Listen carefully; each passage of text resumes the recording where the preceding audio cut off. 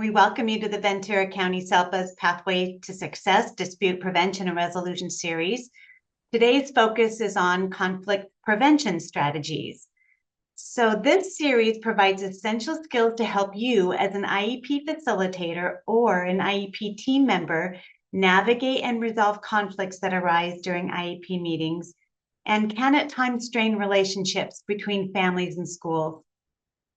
Our goal is to help you build stronger, more collaborative partnerships. Each session in this series contains ready-to-use tools, techniques, and strategies that can be applied immediately to improve communication and foster a more collaborative environment for student success. My name is Stacy Albee, and I serve as the team's director. Hi, and good morning, everyone. My name is Peter Aguirre. I'm the program specialist for the team. Our vision is to build understanding, strengthen relationships, and achieve student-centered solutions. We're here to help foster a partnership between families and schools that supports every student's success. You can learn more about the SELPA's Dispute Prevention and Resolution services by going to our website at the link provided on the presentation or by going to our website at vcselpa.org. You can access registration for the remaining sessions through the Ventura County SELPA's Professional Development Calendar, which you can access on our website. The presentation slides will be available once the recorded video has been uploaded to the Ventura County Office of Education's YouTube channel and placed under the video description. You can now watch the first 4 recorded webinars in this series. Your feedback is extremely important to us. We truly appreciate your willingness to complete a very brief survey at the end of this presentation. And we want to remind you that this session is being recorded. Once the recording has ended, Peter and I will make ourselves available for any questions you may have. So let's dive into conflict prevention strategies. As a result of today's webinar presentation, you will be able to identify strategies, tools, and techniques that will prevent conflict from developing and growing before the IEP meeting, such as building self-awareness in order to collaborate effectively, invite input on the meeting purpose, outcomes, and agenda, build relationships by supporting all team members to meaningfully participate, and prepare meeting spaces to support meaningful participation. Abraham Lincoln reportedly said, "Give me 6 hours to chop down a tree, and I will spend the first 4 sharpening the axe." Now, whether Abraham Lincoln really said this may be debatable. It seems like a lot of quotes are attributed to him incorrectly. But regardless, the quote remains relevant because the message is timeless. Preparation is the key to effectiveness and success. So what keeps IEP teams from starting off on the path to a successful meeting? When it comes to relationships, meetings often fail before they begin if a relationship bank account is empty. An unclear meeting purpose, outcomes, or lack of a mutually developed agenda leads to misaligned discussions, inefficiency, and a lack of vision for the student's future. And finally, parents need to feel confident in their child's educational providers. A lack of preparation can undermine trust and relationship, as well as risk parents feeling that they are not able to meaningfully participate in the discussions about their child's education and future. And this is absolutely within our power to change. So let's begin by taking a closer look at how we can invest in building and improving relationships ahead of the meeting in order to invest in that relationship bank account. Building equity in these accounts pays large dividends when challenging conversations are happening. The first and foremost question we have to ask ourselves is, who am I bringing to the meeting? Because it really begins with us. Our experiences and identities are responsible for the beliefs we hold. Mental models refers to internal frameworks that shape how we understand and interact with the world. Formed through our experiences and learning, mental models simplify complex information, and they influence our thoughts, our perceptions, decision, and actions. By examining and improving these models, we think more clearly and we reduce biases. By challenging and improving these internal views, we avoid biases and approach our day-to-day interactions more compassionately instead of with judgment and avoidance, which happens to all of us. In the opening section of High Quality IEPs and Pathways to Partnerships IEP Success Companion Guide entitled A Place to Begin, there is a thorough explanation about mental models. The guide has a link to a short video on mental models created by the System Improvement Leads. You can access the guide on the Pathways to Partnership website at pathways2partnership.org under the Resources section. Our biases, and again, we all have them, are usually not based on fact, but rather a combination of factors such as our age, our gender, our culture, our personal experiences, and even more than that. Implicit biases more specifically occur outside a person's awareness, and they can influence our attitudes and our behaviors. It's important that we create space for a reflective look into our preferences and our beliefs and examine how they may be influencing our ability to facilitate meaningful and collaborative relationships. When our cognitive load is tapped due to situations like feeling exhausted, feeling rushed, or stressed out, it can increase the likelihood that implicit bias can take over. Acknowledging our vulnerability and remaining vigilant is the key. So, ahead of an IEP meeting, a facilitator can perform a bias check to identify if neutrality could potentially be compromised. Intentionally spending 5 minutes imagining the meeting from both sides' perspectives can really be useful. We often mistake our assumptions for actual reality. I'm going to repeat that. We often mistake our assumptions for actual reality.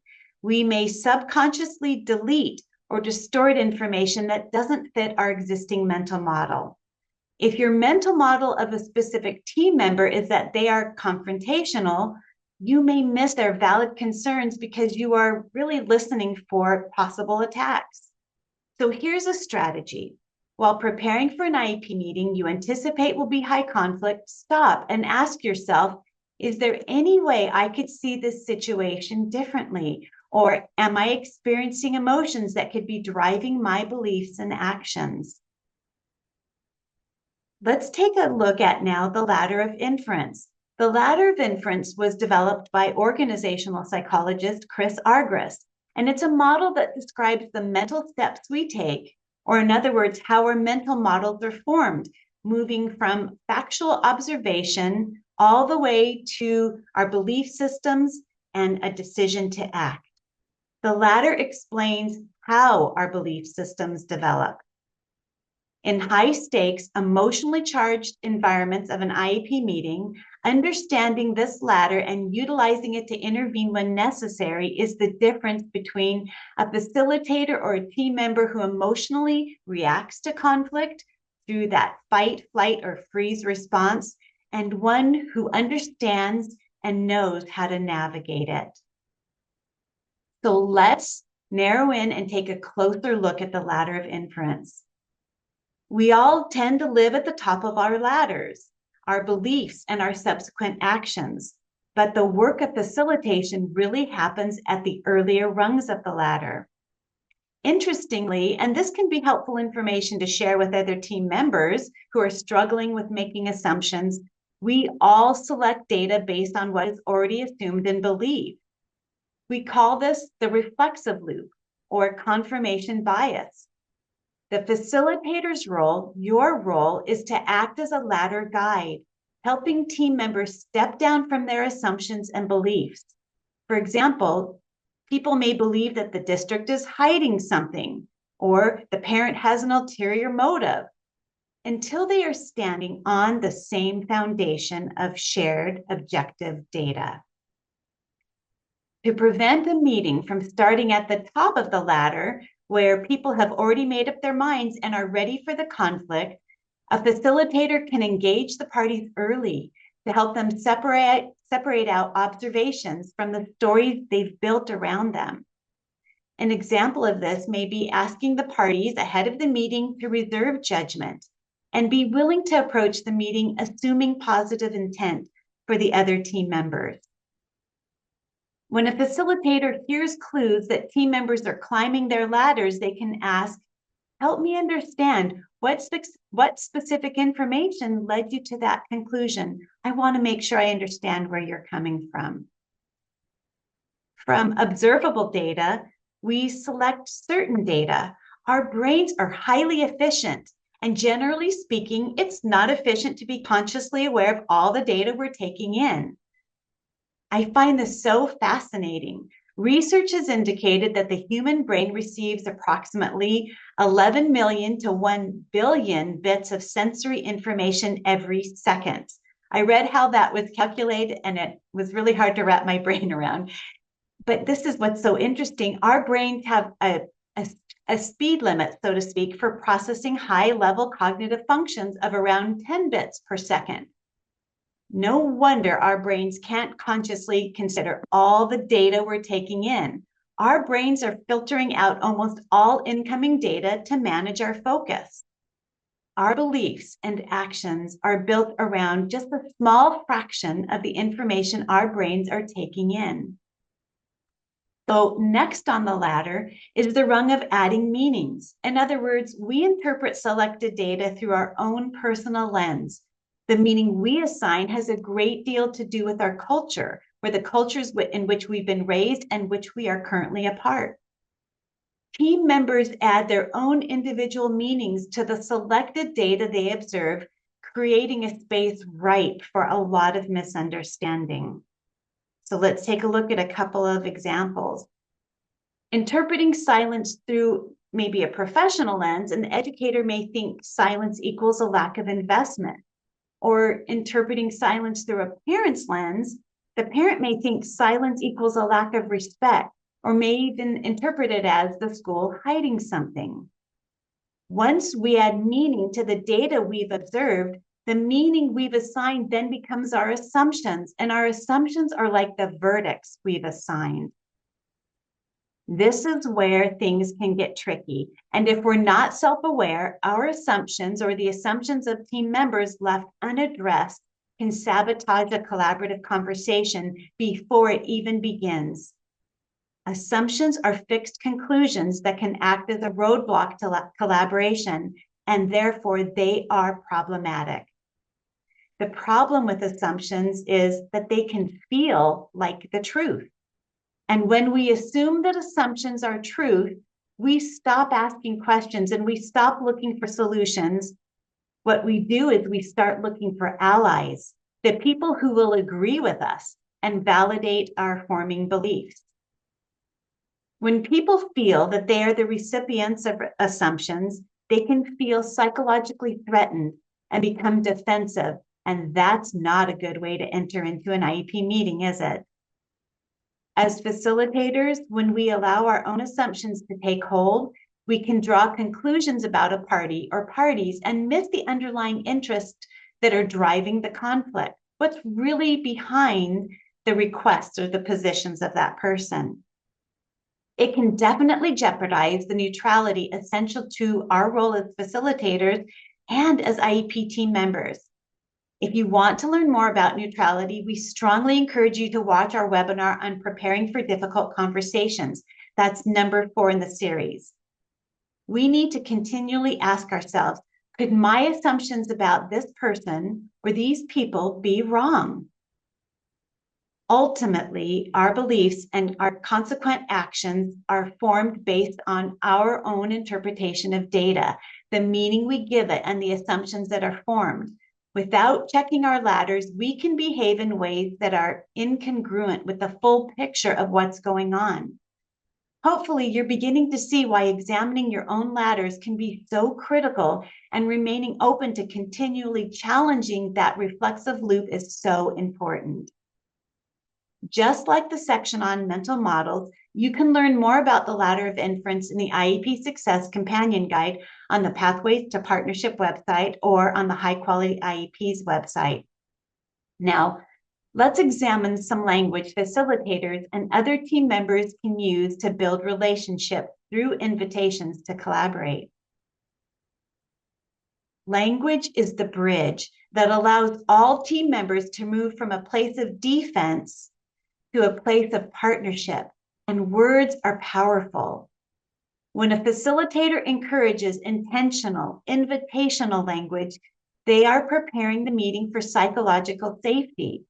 So here is some sample language that communicates a supportive, collaborative environment for team members. For a case manager working to get a meeting scheduled, saying something to the parent like, I know that IEP meetings can feel intimidating and overwhelming for many parents. This is validating and it can help normalize the experience for a parent, especially if they're new to the special education world. What can the school do to help you feel more comfortable with this process? This establishes a desire to provide emotional safety. For a case manager setting up a virtual meeting, saying something like, meetings on a virtual platform can be convenient, but also can be tricky for some parents. Would it be helpful to spend a little bit of time going over how to utilize the platform be helpful? Or a facilitator preparing for the meeting. What questions do you have for the rest of the team that you would like to ensure get addressed? I can make sure that those concerns have been identified on the appropriate sections of the meeting agenda. This can be expressed to all team members. When a parent communicates a concern that isn't directly related to the student's IEP, or even any other team member communicates a concern that's not directly to the IEP, a facilitator can say, I recognize that you would like to ensure this gets addressed and discussed and resolved at the meeting, and I see why that's so important for you. Again, that's validating. May I suggest we attempt to address these concerns before the meeting? And if that doesn't work, find a time, a date, and a time as soon as possible following the conclusion of the meeting. So now that we've talked about how we make sure we are bringing our most collaborative selves to our meetings, Peter's going to talk more about ensuring we are setting up our meetings with clear purpose and direction. Right.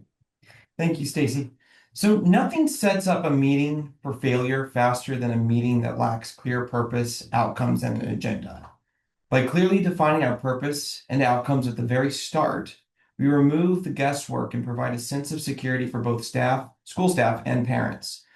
This section is going to explore how facilitators can support and ensure the IEP team has a clear understanding of the reason for the meeting, what the team wants to achieve as a result of that meeting, and then how to support them to build an agenda that will help them get there. So a clearly stated purpose kind of functions as a North Star for the meeting. It allows the group to know where they all want to end up. Without it, IEP meetings are much more likely to fall into a series of disconnected discussion, and the meeting may have very little movement, or worse, be stuck on rehashing past events and grievances. When the facilitator opens with the agreed upon purpose, it narrows in the team's mental bandwidth to take the task at hand. Additionally, a stated purpose gives the facilitator that social permission to redirect the group back to what was the purpose of the meeting. So, what is the purpose of the meeting? Is this an initial meeting in which the initial assessment of data will be summarized and a determination about eligibility will be made? Or is it a plan review with an in-depth discussion about the student's progress towards the goals, or possibly even the addition of a new accommodation? Or perhaps this is just another review meeting that has been called to address a behavioral incident that required a physical hold or reevaluation of a behavior plan. Whatever it is, all team members should be in agreement that this is what they are there to discuss. This will keep the team focused and on task. And so in addition to that purpose, we need to have clarity on exactly what the team is there to complete. Proposed meeting outcomes will ensure all participants understand what is supposed to be accomplished during that meeting. So think through how much time is reasonably needed to address these outcomes, and consider that no one really functions very well after about 2 hours. So keep that in mind. As a facilitator, you can help make recommendations on the time allotted for these discussions. To think through a realistic amount of time. If you are certain that tasks cannot be accomplished within that time limit, be prepared to explain that a continuation may be needed. You can also share the dates and times for that further discussion and identify towards the end of the meeting or shortly after when that would be to have that clarity. So some typical outcomes of a meeting, for example, could be mutual agreement on students' eligibility, agreement on students' present level of functioning, agreement on students' goals, agreement on student services and placements. Those are just to name a few. And whenever possible, review the purpose and outcomes before the meeting. A brief phone call to the parent, often alongside that IEP invitation where it's formally sent out. You can give them a heads up that they're invited. But if you have these phone calls ahead of time, it can surface up that misalignment early. The same applies for the school staff. A quick check-in ensures everyone is on the same page about that meet. These don't need to be long conversations. Simply state the purpose and outcome and check for mutual understanding. So for example, something you could say on a phone call is, I'm calling to touch base and confirm Monday's IEP. The purpose is to hold an annual review, and the intended outcomes are to determine what needs updating, review current goals, and make new goals as the team seems fit and adjustments as needed. What questions, if you have any, do you have about the purpose or outcome of this meeting? You see, without that pre-meeting check-in, you risk discovering a conflict in what the expectations were for that meeting. This often leads to frustration and can derail the agendas that you guys tried to have agreement on. So confirming the why for the meeting beforehand ensures everyone arrives prepared for the same conversation. Now, the purpose and outcomes are critical to shaping a shared agenda, which provides a constant "you are here" marker. This clear order of events functions as your trail map for the meeting. Providing a tool that keeps participants informed about the items to be discussed and the order in which they are planned provides predictability and reassurance, allowing everyone to stay present. For example, instead of worrying about when the team will discuss behavior, a parent can see that it's item 4 on the agenda, which will allow them to focus fully on item 2. This trail map also empowers the facilitator to gently redirect the conversation if it veers off course. Rather than appearing this bad guy or trying to be a control freak over the whole situation or the whole meeting, the facilitator can simply explain where on the agenda the topic will be addressed. So keep in mind, the facilitator may need to take a moment to acknowledge the importance of a topic if it's brought up and explain why it's placed in a specific spot. So for example, if a parent wants to jump straight to the recommended services, the facilitator can pause and say something along the lines of, I understand how important it is to know the school team, how the school team will support your child. That is a priority, and we have it here on the agenda. To get there effectively, the team first needs to discuss how he is doing now, what progress has been made, and what goals need to be in place. Once we have the full picture, everyone can be better informed to determine which services are needed. So just as parents provide input on the purpose and outcomes, it is vital that they have the opportunity to contribute to that agenda. Without parent input, it can feel like a school's agenda rather than the team's agenda. We must acknowledge that most meetings have essential components with little wiggle room. Legally, certain items must follow a specific order and must be present in that meeting. However, parents often have concerns that fit within these structures or these items, but they may not see exactly where they land on that agenda item. This can lead to the perception that concerns are being overlooked.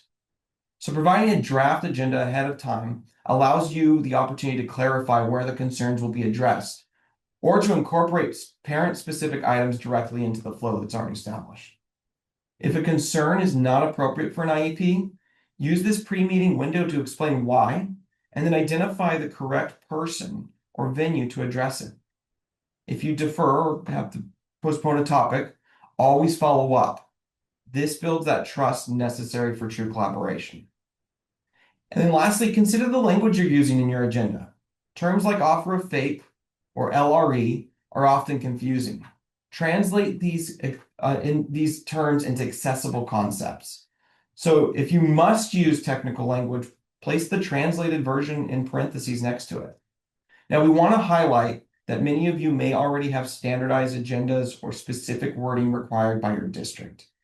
If you have these protocols in place, ensure you consult with your leadership team on these suggestions and seek their advice on how best to incorporate these accessibility ideas within your existing district resources. So preparation is more than just having a folder full of papers. It's about the integrity of the data inside those papers. So coming to the table with incomplete assessments or TBT sections on a draft sends a message that the students' needs haven't been fully prioritized, which isn't the case. This section will explore the power of being prepared for that meeting. So we are a society of rules and norms. They ensure a sense of community and mutual respect for one another. For example, typical park rules focus on safety, resource protection, and shared enjoyment. Similarly, utilizing IEP norms builds emotional safety, encourages productive discussion, and fosters relationships that benefit students. In a facilitated IEP meeting, group norms are the agreed upon behaviors that allow the team to stay productive, even during disagreement. Without them, the meeting relies on the individual moods and habits of participants. With them, the meeting is governed by a shared culture of respect. So norms work best when proposed ahead of the meeting with an invitation for input. People are really just more likely to commit to them when they have a sense of ownership. Further, you got to think about norms as a signal to parents that they are entering a structured professional environment where their voice is protected. It is important to provide clarity on the intention of these norms.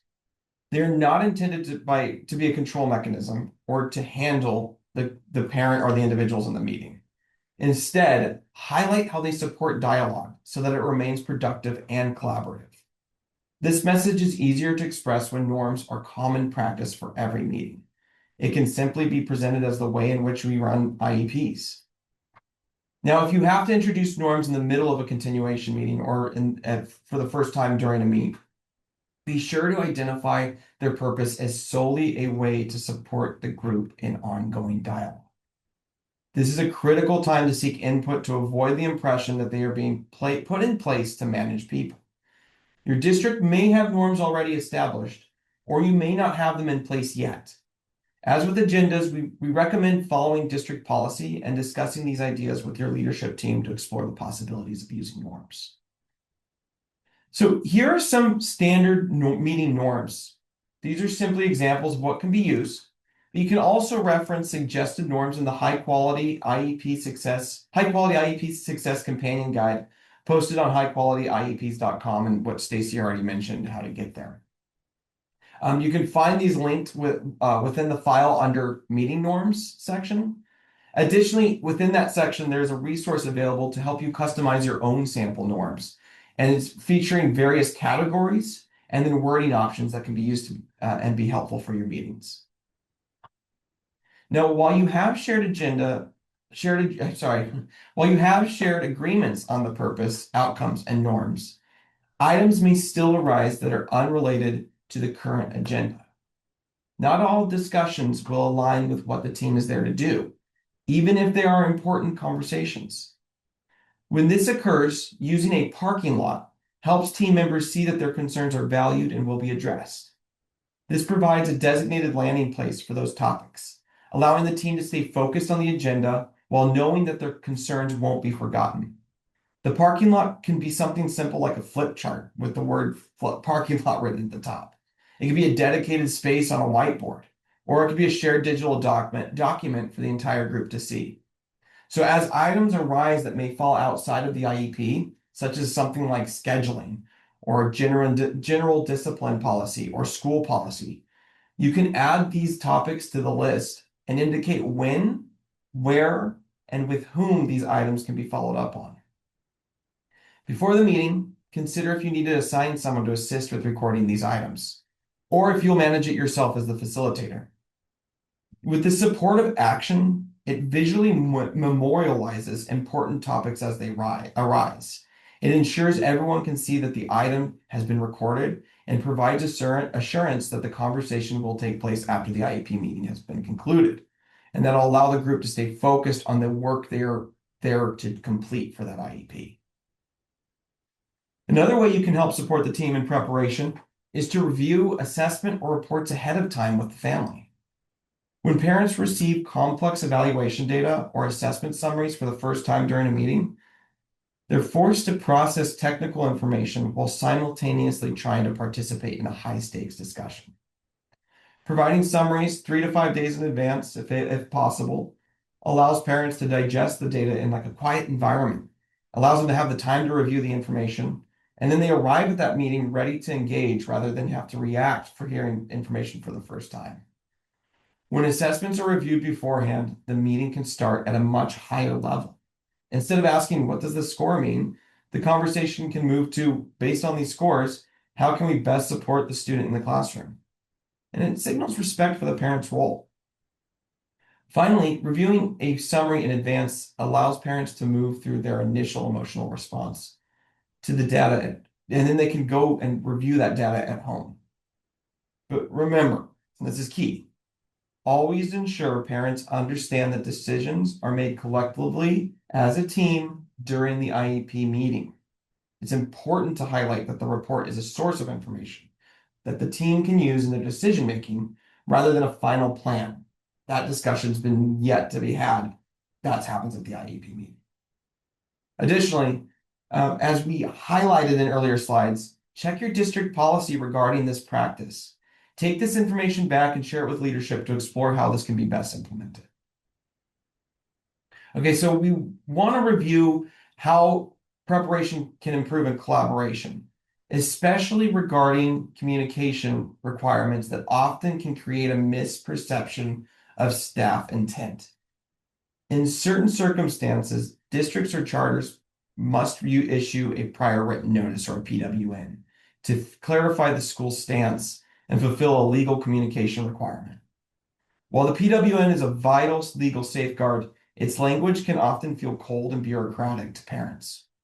Receiving a formal document stating something like the district refuses without prior context can feel very dismissive. So, a phone call before the document is sent allows you to explain the decision and prepare the parent for the formal language they are about to see. This helps maintain that personal connection you've built. Now, a good rule of thumb is to talk first, then type. Providing a heads up and a human voice behind the notice can soften the delivery and show that there's still a desire to collaborate. While a specific item might be a no, it does not mean the group cannot work toward other possible solutions that meet those underlying needs. For these conversations, it is important to involve staff members who feel confident explaining the purpose and content of a PWN. If you need support, identify who in your district or school can help navigate this discussion. So building on these strategies we just discussed, you can wrap it all up and send a comprehensive pre-meeting package, including the agenda, proposed outcomes, draft norms, and the draft IEP. And it's ultimately an act of transparency. This shift moves parents from a state of wondering what will happen to a state of, oh, I have clarity on how I can contribute. When a parent walks into a room already holding the map, for example, the agenda, and the guidelines, the norms, their cognitive load can be reduced and they can focus on the work that they're there to do. Think about it. Parents and their child are the only permanent members of the IEP team. Providing drafts early signals that their role is so vital that they deserve the same lead time as the school staff. And they may need assistance ahead of the meeting, learning about the virtual platform if it's applicable. These small efforts go a long way to prepare for a successful meeting. So the primary goal of trying to get everyone prepared for a meeting is to ensure that not only the parents, but the school staff are on the same page. Walking into the IEP meeting with conflicting data or differing opinions on a student's progress can create confusion and erode parents' trust in our professional expertise. This is the time, if you have a discussion with staff ahead of time, This is a time you can cross-reference observations. Does the student's performance in math align with their progress in English? By comparing notes early, the team can identify if a specific accommodation is working in one setting, but not in another, allowing a more holistic view of the child. This is about school staff collaboration, recapping what has been done and performing a final check-in on the process. IEP meetings are legally dense and often time constrained. A pre-discussion or pre-staffing allows the team to handle technical logistics like reviewing draft goals or confirming data ahead of time. This ensures that the actual meeting with the parents remains focused on collaboration and the actual decision making. We want to be proactive, not reactive. This meeting allows the team to discuss potential areas of concerns that the family might have. When staff members feel prepared, they communicate more effectively. This meeting allows general education teachers, specialists, administrators to understand their specific roles in the upcoming discussion as well, which leads to a smoother, more legally compliant process. Now, again, highlight this, remember, and like emphasis on this. This preparation meeting is focused on the process of the upcoming meeting. The actual IEP meeting will reveal more information and is the only appropriate place for those final decisions to be made. Make sure the team understands this distinction before any discussions begin. So another thing that we can prepare ahead of time is the environment. The environment of an IEP meeting often dictates the emotional tone. So think of an inviting space that you walk into. What are the things you need to feel comfortable and able to focus? We have all entered in spaces that are poorly designed. They can make participants feel distracted, uncomfortable, or even conjure up old frustrations. When selecting an IEP room, consider what that room communicates, that space communicates. While we recognize that finding the perfect setup can be difficult, especially with really limited real estate on a school campus, we'd like you to take into consideration some of these suggestions and think how you can incorporate these ideas with the space that you have. So the most basic level, avoid a school versus parent setup where staff sits on one side of a table and the parents sit on the other side. Instead, possibly figure it out so you can have a round table, maybe interspersed seating. Mixing staff with family members physically breaks down barriers and visually reinforces that everyone is on the one team working for the student. At the very least, ensure chairs are appropriately sized for adults. And if possible, have extra chairs available in case the parent does bring a guest. Having a chair ready shows that the school team honors the parent's right to invite others to the meeting. Have wall space or clear visuals that ensure that everyone can follow along. If a computer screen is used, make sure it is easy for all participants to view. Additionally, provide extra pens, highlighters, and sticky notes for the parents. So these are just some practical tools for jotting down questions or highlighting areas they want to review in greater detail. Providing water can be a small but really hospitable act that helps to meet basic needs, which is especially important when emotions can be running high. It's interesting because dehydration can make people more prone to stress, and having water available allows someone a natural moment to pause, regulate themselves, and then rehydrate, possibly bringing down those stress levels. You can also include name placards, and those are helpful, especially for those unfamiliar with the IEP team members. You can leave the placards blank and invite participants to fill them out themselves. This gives everyone an opportunity to indicate exactly how they would like to be referred to during this meeting. And lastly, by taking the time to consider the environment, you help prepare a space that fosters genuine collaboration. Whenever possible, try to have the room set up in advance so that the valuable meeting time is spent on the IEP content rather than the room arrangement. These proactive steps help you and the team feel prepared for the collaborative work everyone is there to fulfill. And now Stacy will give us a conclusion for today's webinar series. Thank you, Peter. This does conclude today's webinar presentation on conflict prevention strategies. You've learned to identify strategies, tools, and techniques that will prevent conflict from developing and growing before the IEP meeting, such as building personal awareness in order to collaborate effectively, inviting input and gaining agreement on the meeting purpose, outcomes, and agenda, and building relationships, preparing all team members to actively and meaningfully participate. As a result of today's webinar, our question is, what will you do differently? Even if it's one small thing, it will have an impact. And what will you encourage your team members to do differently? We truly appreciate you taking time to answer our very brief survey. We promise it's brief. Your input matters to us, and we improve our presentations based on your feedback. Thank you for joining us. We will hopefully see you for the next presentation in our webinar series. That's conflict management strategies on March 2nd. That's what do you do in the meeting when conflicts start to arise? How do you get the team back on track? We encourage you to invite your colleagues to join us. Thank you again for being here and have a great day. Thank you. Bye, everyone.